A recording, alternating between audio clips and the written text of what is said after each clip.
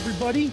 We're back here with 808 Scene, episode 88. We got Oceans Deep, probably the best hardcore band in our scene. But I just wanted to introduce the guys here. If everybody could say hi and say your name and what instrument you play. Yo, it's Paulito on bass. What's up? I'm Ryan. I play guitar. I'm Ed. I play guitar. Nick, the drum rat. Joey, vocals, hype man, and tambourine. Tambourine. I noticed that. We were shooting your guys' set. I saw the whole tambourine stuff, man. I was like, Dude, wow. Some people think they could just pick it up, just like, I'll be a tambourine. So there's a skill. There's an art to it, man. There's an art to it, huh? Years of training. Tambourine core, huh? You know, there's different genres of hardcore out there, right? So how would you guys describe your genre of hardcore that you play? I always say like it started out traditional, but it turned into more of like a melodic hardcore.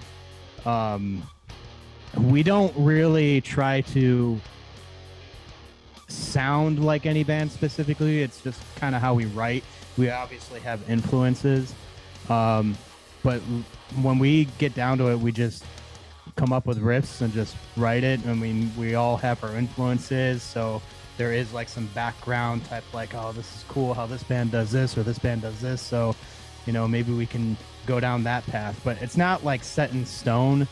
And every song we've written, especially with this lineup for the past 2 years or so, 3 years, yeah, it's everyone's had their input. And like every song that you've heard on the video recording that we did has taken like multiple practices and have developed over, you know, several months, I would say.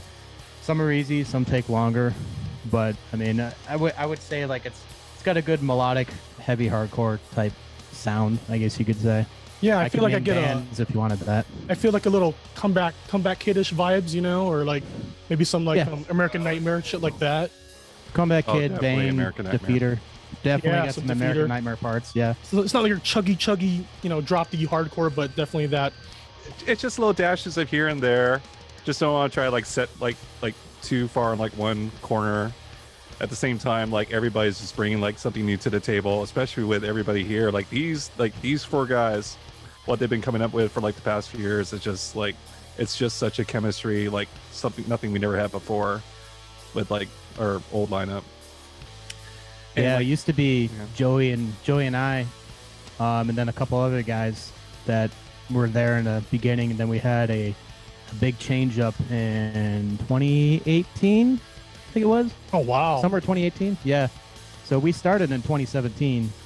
2018 was when the big change up came, and that's what you see here now is what it's been since I think June 2018, something like that.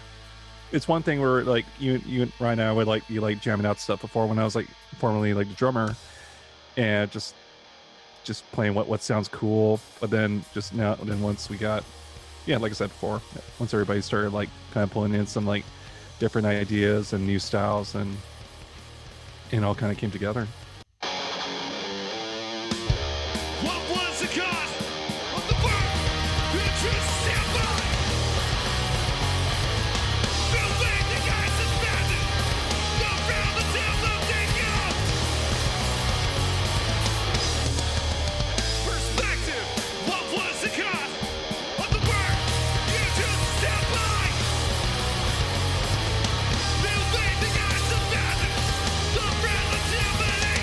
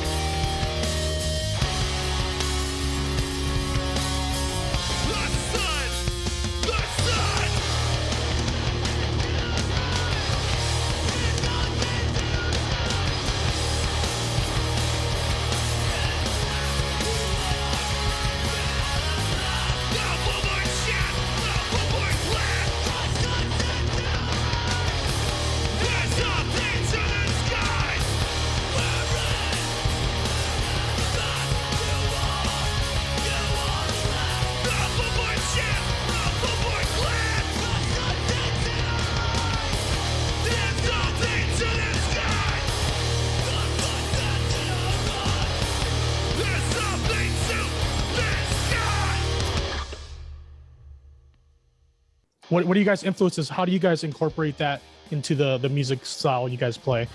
I don't know, man. I listen to a lot of Sade. Sade, is that the Ordinary Love Lady? Yeah. We were jamming Wu-Tang before we started this. I'd say for like the hardcore that I was into, I kind of got into it from the more like abrasive side. So like Converge, Cave In, like old Cave In, and kind of like almost grindy kind of stuff too. I got into it like old Every Time I Die, Dillinger Escape Plan, that kind of stuff. Oh, you young boy, you listen to all that shit, huh? Oh yeah. Wow.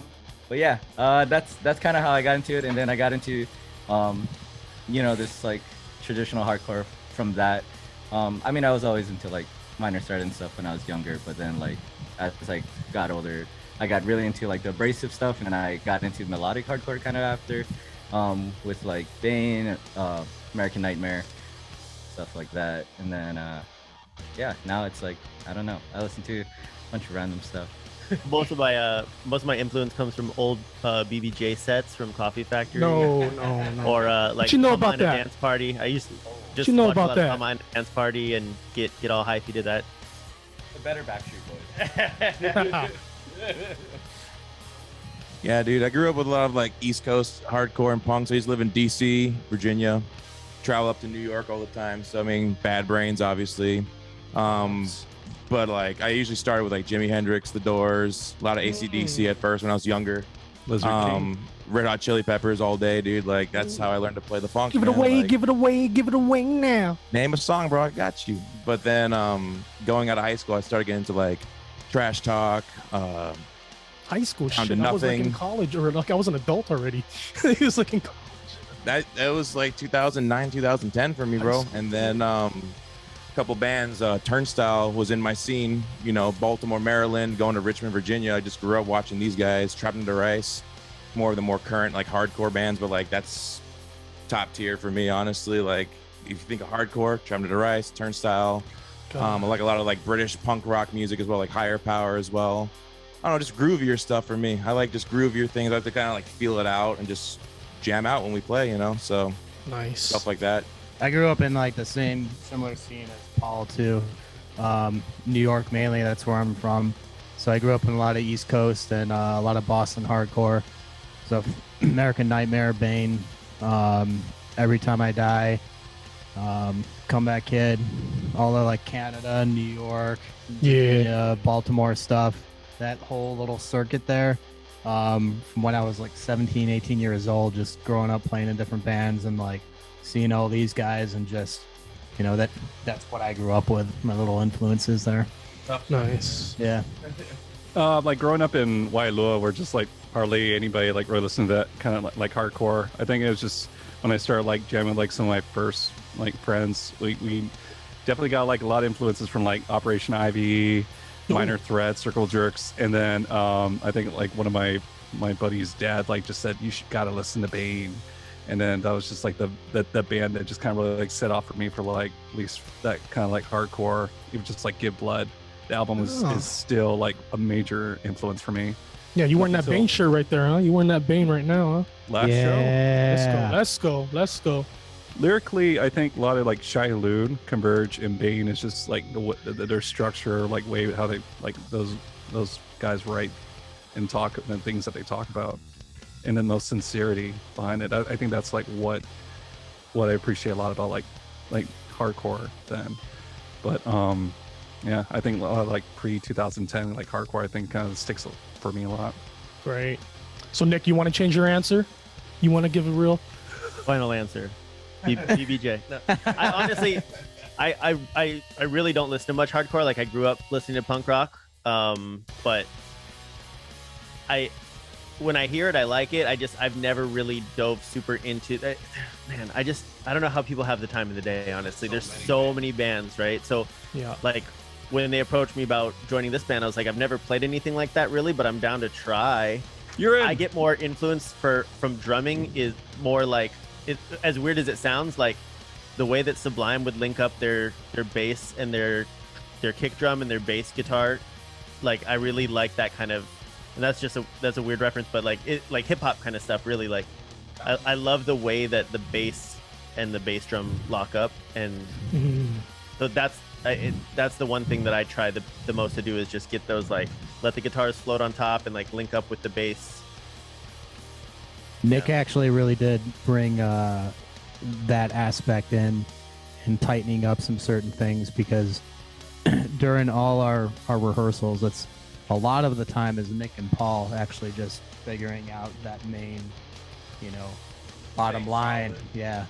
And then just Ed and I just playing whatever we feel like over the top of that. Yeah.